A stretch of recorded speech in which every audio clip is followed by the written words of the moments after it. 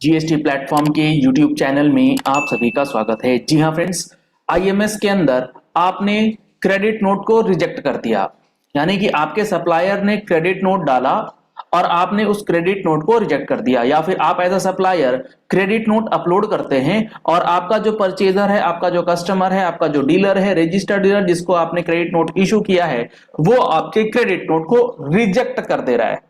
अब उस रिजेक्शन की वजह से आपके ऊपर क्या इंपैक्ट आएगा और आपको अपनी रिटर्न्स में क्या एडजस्टमेंट्स करनी होंगी, इसको लेकर के बहुत सारे क्वेश्चंस, बहुत सारे सवाल जो हैं वो लोग पूछ रहे हैं। तो आज के इस सेशन में हम लोग वही डिस्कस करने वाले हैं कि क्रेडिट नोट अगर रिजेक्ट हो गया तो उस केस में अब आपको एज अ सप्लायर करना क्या है। बहुत ध्यान से, बहुत डिटेल में सारी चीजों को समझने के लिए आपके सामने कुछ सिचुएशंस हम लोग रखते हैं। लेट सपोज बात करते हैं मार्च 2025 की।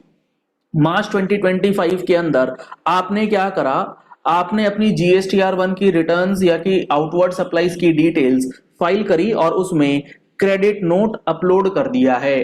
अब आपने जो जीएसटीआर 1 प्रिपेयर किया है, at the time of preparation आपने क्रेडिट नोट अपलोड कर दिया। अब जैसे ही ये क्रेडिट नोट आपने अपलोड किया, सामने वाले के आईएमएस में ये अवेलेबल हो जाएगा, सामने वाले के आईएमएस में ये रिफ्लेक्ट होने लगेगा। अब जो आपका रेसिपिएंट है उसने इस क्रेडिट नोट को कर दिया है रिजेक्ट। यहां पर सबसे इंपॉर्टेंट बात जो आपको ध्यान में रखनी है वो ये कि अभी आपकी जो जीएसटीआर 1 की फाइलिंग है वो अभी पेंडिंग है। आपने अभी जीएसटीआर 1 फाइल नहीं किया, लेकिन उसने आईएमएस के अंदर आपके क्रेडिट नोट को रिजेक्ट कर दिया है। तो आपके पास क्या ऑप्शन है? अगर वो क्रेडिट नोट रिजेक्ट हो चुका है, आपने जीएसटीआर 1 फाइल नहीं किया है, तो आप उससे कनेक्ट कर सकते हैं और उससे पूछ सकते हैं कि आपने ये क्रेडिट नोट रिजेक्शन क्यों करा है। हो सकता है उसमें कोई एरर, कोई ओमिशन रह गई हो। तो आप क्या करेंगे, फाइलिंग से पहले उस क्रेडिट नोट को एडिट कर सकते हैं और उसे अमेंड कर सकते हैं अपनी जीएसटीआर 1 में। और उसे करेक्ट और अमेंड करने के बाद जब आप अपनी जीएसटीआर 1 फाइल कर देंगे तो आपका अपडेटेड क्रेडिट नोट उसके आईएमएस में दोबारा चला जाएगा। अब वो उसे एक्सेप्ट कर लेगा। ये तो बात हो गई कि जीएसटीआर 1 आपने फाइल नहीं किया था और उसने रिजेक्ट कर दिया, तो आपके पास ऑप्शन था, आपने अमेंड कर दिया, आपने चेंज कर दिया। अब सिचुएशन ऐसी है कि आपने अपनी जीएसटीआर 1 की जो फाइलिंग है वो कंप्लीट कर दी है। अब आप उसे अमेंड नहीं कर सकते क्योंकि फाइलिंग के बाद कोई ऑप्शन है नहीं आपके पास एज अ सप्लायर। अब उसके बाद वो क्या कर रहा है, आपने जो क्रेडिट नोट अपलोड किया है उस क्रेडिट नोट को उसने क्या करा, रिजेक्ट कर दिया है। अब जैसे ही वो आपके क्रेडिट नोट को रिजेक्ट करेगा, चूंकि आपने जीएसटीआर 1 फाइल कर दिया है तो अब जीएसटीआर 1 में कोई चेंजेस तो होगा नहीं। अब होगा क्या, मान लीजिए आपने मार्च 25 के अंदर क्रेडिट नोट दिया था, तो मार्च 25 में आपकी लाइबिलिटी टैक्स अमाउंट जो है वो रिड्यूस हो गया। अब मार्च महीने के आईएमएस में उसने रिजेक्ट कर दिया, तो क्या आपकी लाइबिलिटी जितने से आपने रिड्यूस करी थी वो मार्च महीने में ही एड बैक हो जाएगी? नहीं, वो मार्च महीने में एड बैक नहीं होगी। वो एड बैक कब हो जाएगी? आपके अप्रैल की 3B में जो रिजेक्टेड क्रेडिट नोट का टैक्स है वो आपको एड बैक करके यहां पर अप्रैल की 3B में नजर आएगा और आपको उसका टैक्स का पेमेंट जो है वो करना पड़ेगा। लेकिन सर यहां तो बड़ी दिक्कत बात है, अगर हमने कोई जेन्युइन क्रेडिट नोट दिया है, हमने सही में माल वापस किया है और सामने वाला अगर क्रेडिट नोट को रिजेक्ट करता रहेगा तो फिर होगा कैसे?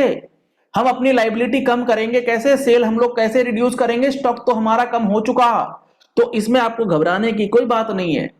आपको मैंने क्या कहा कि जीएसटीआर 1 की फाइलिंग से पहले, जी हां फ्रेंड्स, अगर फाइलिंग से पहले आपका रिजेक्शन है तब तो आप अपनी उसी महीने की जीएसटीआर 1 या 1A में अमेंड कर लीजिए।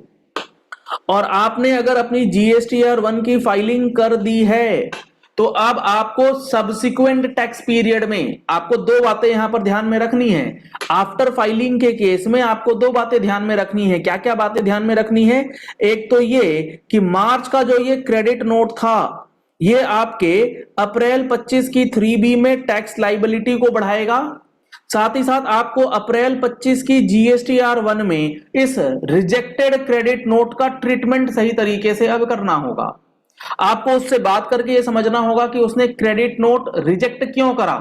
अगर उसने कोई गलती आपको बताई है, कोई एरर है, ओमिशन है, तो आप उस क्रेडिट नोट को अपनी GSTR 1 ऑफ अप्रैल में अमेंड करेंगे और अप्रैल में अमेंड करने के बाद जो उसका इंपैक्ट आएगा सामने वाले के IMS में दोबारा से जाएगा और वो उसे इंपैक्टफुल एनालिसिस करते हुए उसको एक्सेप्ट करेगा और अपनी ITC को रिड्यूस करेगा। तो आपकी लाइबिलिटी जो कॉरेस्पॉन्डिंग बनी थी उसका भी एडजस्टमेंट आपको दिया जाएगा। तो ये पूरा मैकेनिज्म जो है आपको IMS के अंदर थोड़ा सा एज अ रेसिपिएंट और एज अ सप्लायर दोनों को कम्युनिकेट करते हुए चीजों को करना पड़ेगा। क्योंकि अब हो क्या रहा है ना कि क्रेडिट नोट सामने वाले का रिजेक्शन होते ही सप्लायर की लाइबिलिटी बढ़ जा रही है। तो सप्लायर के एंगल पे अब क्या ऑप्शंस हैं? उसके पास ऑप्शंस हैं कि GSTR 1 में वो अपनी क्रेडिट नोट को सही करके अपलोड कर दे। अब बात आती है कि सर अगर रेसिपिएंट बदमाशी पे उतर के आ गया, अब वो परेशान करने में आ गया है, तो क्या करें? वो बार बार क्रेडिट नोट को रिजेक्ट ही कर रहा है, तो इस केस में करें तो करें क्या? तो इस केस में फिलहाल तो अभी ना गवर्नमेंट क्लियर है कि करना क्या है, ना आपके पास कोई क्लैरिटी है। आपको एक ही ऑप्शन है कि आप अपने क्लाइंट से या कस्टमर से या डीलर से बात कर लीजिए कि भैया जो तुमने माल वापस मंगवाया है या माल हमें वापस भेजा है उसका क्रेडिट नोट तो एक्सेप्ट करोगे, क्योंकि हमने अपने स्टॉक में माल वो वापस ले लिया है। अगर सेल रिटर्न करके तो हमें तो अपनी लाइबिलिटी कम करनी है ना, हम किसी और को बेचेंगे। और तुमने वो जो ITC ले रखा है वो ITC तुम्हारा थोड़ी होगा, उस ITC को तुम रिवर्स करोगे। तो आपको ये सारी बातें समझ करके accordingly actions on GSTR 1 as well as 3B जो है वो लेना होगा, ताकि मार्च की लाइबिलिटी अप्रैल में जब बढ़े तो आप उसको अकॉर्डिंगली एडजस्ट जो है वो कर पाए। आशा करते हैं आपको ये सारी बातें जो हैं वो अच्छे से समझ में आ गई होंगी। अब आपको रिजेक्शन के केस में किस तरीके से एडजस्टमेंट करना है वो आप प्रॉपरली कर पाएंगे। पहली बार आए हमारे YouTube चैनल पर तो आप हमारे चैनल को फॉलो कर लीजिए, सब्सक्राइब कर लीजिए नोटिफिकेशन बेल के साथ। और हाँ, ऐसी ही वीडियोस के लिए और ऐसी ही इंफॉर्मेशन के लिए आप हमारा GST का फुल कोर्स ज्वाइन कर सकते हैं। इसके लिए आप हमारी वेबसाइट gstplatform.com या फिर आप हमारा मोबाइल एप्लीकेशन GST प्लेटफॉर्म जो है वो डाउनलोड कर सकते हैं। लिंक आपको वीडियो के डिस्क्रिप्शन बॉक्स में दिया गया है। Thank you and have a nice day.